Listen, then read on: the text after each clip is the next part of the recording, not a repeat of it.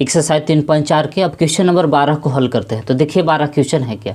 तो क्वेश्चन ऐसे दिया हुआ है कि 6 - 3 - 2 1 है। तो बोल रहा है कि यदि इस आव्यूह का अस्तित्व है तो इस आव्यूह का व्युत्क्रम ज्ञात कीजिए। तो इसका हल करने का सबसे पहला रूल है कि सबसे पहले दिए हुए आव्यूह को ए बराबर मान लेते हैं। दूसरा रूल है कि ए बराबर आई लिखते हैं। और तीसरा रूल है कि LHS में ए का मान बैठाते हैं और RHS में आई का मान बैठाते हैं। तब फिर इसको आगे हल करते हैं। तो चलिए इस प्रश्न को हल करते हैं।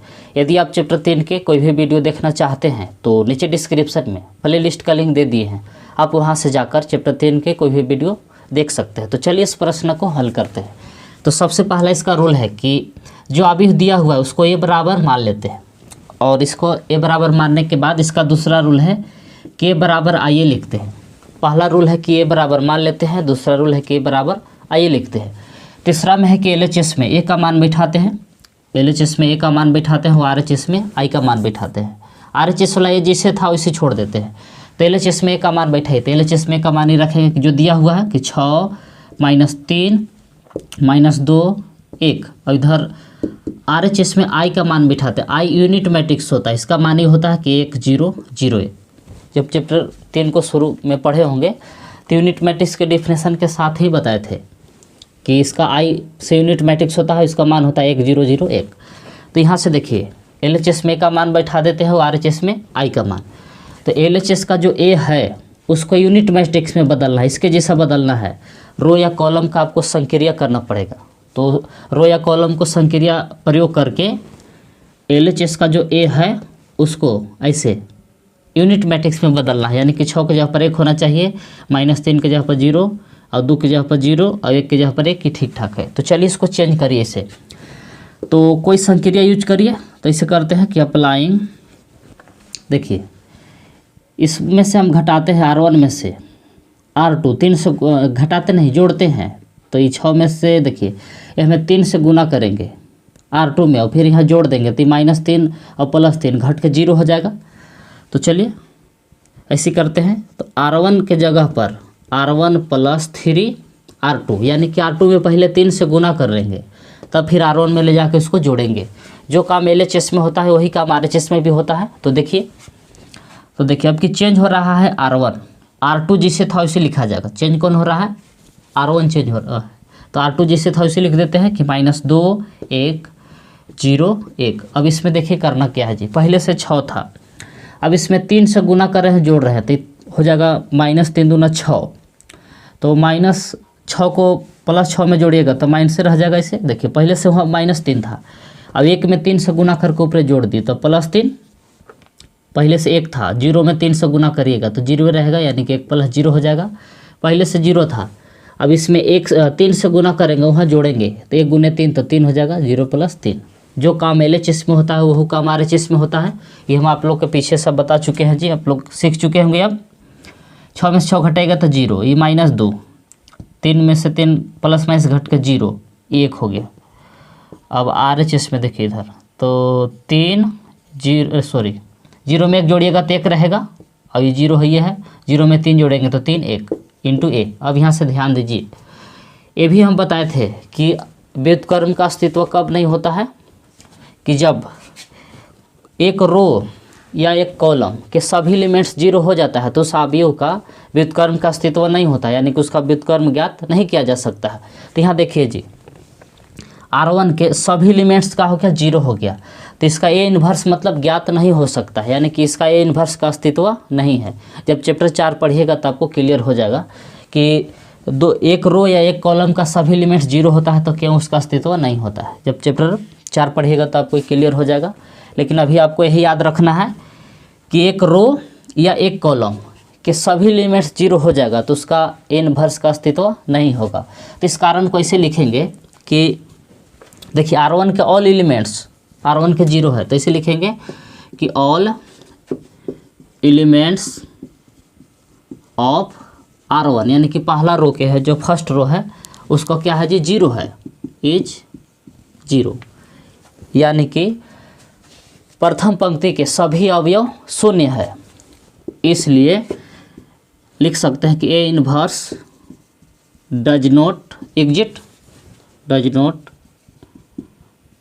एग्जिट। इसका मतलब हुआ कि इसलिए ए इन्वर्स का अस्तित्व नहीं है। तो लिखिए।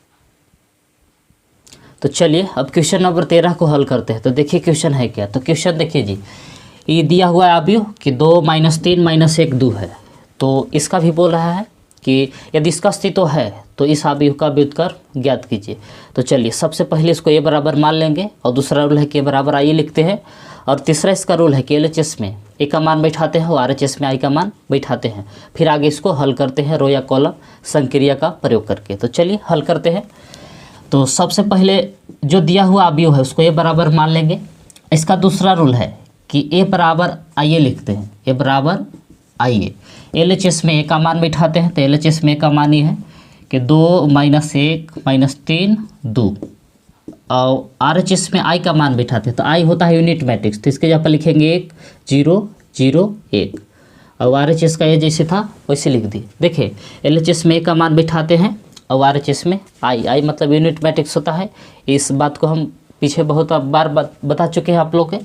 और RHS वाला ए है उसका मान नहीं बैठाते हैं। तो चलिए अब आगे इसको हल करते हैं। तो देखिए जी, हम लोग को करना क्या है LHS वाला ए को, कि LHS का जो ए है इसको ऐसा बनाना रहता है यूनिट मैट्रिक्स जैसा, यानी कि 2 के जगह पर 1 होना चाहिए, और -3 के जगह पर 0, और ये -1 के जगह पर 0 होना चाहिए, और 2 के जगह पर 1। आपको रो या कॉलम संक्रिया का प्रयोग करके इसको यूनिट मैट्रिक्स में बदलना रहता है। तो चलिए कोई संक्रिया यूज करते हैं। तो 2 के 1 कैसे बनाएंगे, तो -1 को वहाँ जोड़ देंगे, -1 को जोड़ेंगे तो 2 में से घट के 1 हो जाएगा, यानी कि इसके जैसा बन जाएगा। तो चलिए अप्लाई करते हैं। तो इस बात को ऐसे लिखेंगे कि अप्लाइंग R1 के जगह पर R1 + R2, यानी कि R2 को R1 के जगह पर ले जाके जोड़ रहे हैं। तो चलिए, तो अब की चेंज हो रहा है R1, तो R2 जिससे था वैसे लिखा जाएगा। चेंज हो रहा है R1, तो R2 जिससे था वैसे लिखाएगा। तो R2 क्या है, तो -1 2, इधर है 0 1। तो देखिए जी, पहले सूत्र 2 था, ये -1 को ले जाकर जोड़ रहे हैं, तो प्लस माइनस माइनस से रह जाएगा। अच्छा, पहले सूत्र -3 था, ये 2 को ले जाकर ऊपर जोड़ रहे हैं। तो देखिए जो काम LHS में होता है वो RHS में भी होगा। तो ये हो जाएगा 1 + 0 और 0 + 1। देखिए नीचे वाला 0 ले जाकर ऊपर जोड़ दिए। जो काम LHS में हुआ वो RHS में भी हुआ। हाँ, इस बात को भी आप ध्यान दीजिएगा कि देखिए 0 जाकर वहाँ जुट भी गया और नीचे भी रह जाता है, एक ऊपर जाकर जुट भी गया और यहाँ भी रहता है। यही थोड़ा सा कन्फ्यूजन होता है। ये 2 यहाँ भी है, ऊपर भी जाकर जुट गया, ऐसा इसमें होता है। अब देखिए इधर, तो 2 में से 1 घटाएगा तो 1 बचेगा, -1 पहले से था, ठीक ठाक है। देखिए -3 और +2, तो प्लस माइनस घटेगा तो -1 हो जाएगा। ये 2 जिससे था वैसे। अब इधर आइए, 1 में 0 जोड़िएगा तो 1, 0 जिससे था वैसे, 0 में 1 जोड़िएगा तो 1 इंटू ए। अब देखिए अभी -1 को 0 होना चाहिए, तो कैसे 0 होगा, तो देखिए R1 को R2 में जोड़ेंगे तो 0 हो जाएगा। तो चलिए इसे अप्लाई करते हैं। तो इस बात को ऐसे लिखते हैं कि अप्लाइंग R2 की जगह पर R2 + R1, यानी कि R2 की जगह पर क्या कर रहे हैं, तो R1 को ला के जोड़ रहे हैं। तो अब की चेंज होने वाला है आपको R2, R1 जिससे था वैसे लिखा जाएगा जी। तो अब की चेंज किसको कर रहा है, R2 को। तो देखिए R1 जिससे था वैसे लिखेंगे कि 1 - 1 1 1। अब R2 को कैसे लिख रहे हैं, तो ऊपर वाला ला के जोड़ रहे हैं। तो पहले से -1 था, 1 को ला के जोड़ दिए। पहले से नीचे 2 था और -1 को ला के जोड़ेंगे तो घट जाएगा, ही -1 हो जाएगा 2 में से। और जो काम LHS में हो वो RHS में होना चाहिए। पहले से यहाँ 0 था, अब वो 1 को ला के यहाँ जोड़ रहे हैं तो 0 + 1 हो जाएगा। पहले से यहाँ 1 था और ऊपर से 1 को ला के जोड़ रहे हैं। जो लिखे वो काम कर दिए कि R2 की जगह पर R2 + R1, यानी कि दोनों का आपस में जोड़ दिए। तो देखिए जोड़ने के बाद क्या आता है, तो देखिए 1 जिससे था वैसे प्लस माइनस घट के 0, ये -1, 2 में से 1 घटेगा तो 1। अब यह देखिए थोड़ा सा 1, 0 में 1 जोड़े तो 1 रह गया, 1 1 1 जोड़िएगा तो 2। अब इसके बाद देखिए अब हम लोग के सब कुछ सही आ चुका है। देखिए 1 0 1 यहाँ आ गया है। देखिए सिर्फ -1 को 0 होना चाहिए। तो कैसे ही 0 हो सकता है, तो देखिए जी R2 को R1 के जगह पर ले जाकर जोड़ेंगे तो 0 हो जाएगा, यानी कि यह पूरी तरह से यूनिट मैट्रिक्स में बदल जाएगा। तो चलिए इसको चेंज करते हैं। तो कैसे लिखेंगे इसको अब की बार, तो ऐसे लिखेंगे कि अप्लाइंग R1 के जगह पर R1 + R2, यानी कि R1 के जगह पर आपकी R2 को ले जाकर जोड़ रहे हैं। तो चेंज होगा आपकी R1, R2 जैसे था वैसे रह जाएगा। तो देखिए R2 जैसे था वैसे लिख रहे हैं 0 1 1 2। तो R1 को कैसे हम चेंज कर रहे हैं, तो इसको ले जाके जोड़ रहे हैं। तो पहले से ऊपर 1 था और नीचे से 0 को जोड़ दिए, पहले से ऊपर -1 था, 1 को ले जाके जोड़ दिए, ऊपर 1 था और नीचे वाला 1 ले जाके जोड़ दिए, ऊपर 1 था और नीचे वाला 2 था, 2 को ले जाके जोड़ दिए। तो देखिए क्या बच गया, तो 0 में 1 जोड़े थे 1, 0, प्लस माइनस घट के हो गया 0 1। अब RHS में देखिए क्या आ गया, 1 1 जोड़िएगा तो 2 2, 1 पहले से था, 2 1 3 2 इंटू A। अब यहाँ देखिए 1 0 0 1, इसको LHS का जो A था उसको हम पूरी तरह से I यूनिट मैट्रिक्स में बदल चुके हैं। अब इसके जगह पर क्या लिख देंगे, I लिख देंगे। तो चलिए इसको I लिखते हैं, इसके जगह पर लिख दिए I, यूनिट मैट्रिक्स आ गया। अब RHS वाला A को इधर लाएंगे तो इन्वर्स में बदल जाएगा, यानी कि हो गया A इन्वर्स बराबर। अब उधर देखिए बच का गया उधर, तो 2 है 1 है 3 है 2 है। अब देखिए I में A इन्वर्स से गुना करिएगा तो A इन्वर्स रहता है, I ऐसे ख़त्म हो जाता है, तो आपको इधर बच गया A इन्वर्स बराबर 2 1 3 2। तो ये हो गया इसका फाइनल आंसर। तो लिखिए इसको। तो चलिए अब क्वेश्चन नंबर 14 को हल करते हैं। तो देखिए क्वेश्चन है क्या, तो क्वेश्चन में इसे दिया हुआ कि 2 1 4 2 है। तो इसको हल करने के सबसे पहला रूल है कि सबसे पहले दिए हुए अवयव को ये बराबर मान लेते हैं, दूसरा रूल है कि बराबर आई लिखते हैं, और तीसरा रूल है कि LHS में A का मान बैठाते हैं और RHS में I का मान, तब आगे इसको हल करते हैं। तो चलिए इस प्रश्न को हल करते हैं। तो सबसे पहले इस प्रश्न को ये बराबर मान लेंगे। अब दूसरा रूल है कि A बराबर I लिखते हैं, A बराबर I लिखते हैं। अब LHS में A का मान बैठाते हैं, तो LHS में A का मान बैठा दीजिए, और RHS में I का मान बैठाते हैं। LHS में A का मान बैठाएंगे कि 2 1 4 2। अब I की जगह पर लिखेंगे 1 0 0 1। अब यहाँ के बाद देखिए, अब यहाँ से करना क्या रहता है कि LHS का जो A है, LHS का जो A है इसको इसके जैसा बनाना है यूनिट मैट्रिक्स, यानी कि 2 की जगह पर 1 होना चाहिए, 1 की जगह पर 0, 4 की जगह पर होना चाहिए 0, और 2 की जगह पर 1 होना चाहिए। तो इसके लिए रो या कॉलम संक्रिया का प्रयोग करते हैं। तो चलिए रो या कॉलम संक्रिया प्रयोग करते हैं। तो देखिए करने क्या जा रहे हैं इसे, R1 में 2 से गुना करके वो R2 में से घटाएंगे तो 4 0 हो जाएगा। तो इस बात को इसे लिखते हैं कि अप्लाइंग R2 के जगह पर R2 माइनस 2R1, यानी कि पहले R1 में 2 से गुना करेंगे तब R2 में से उसको घटाएंगे।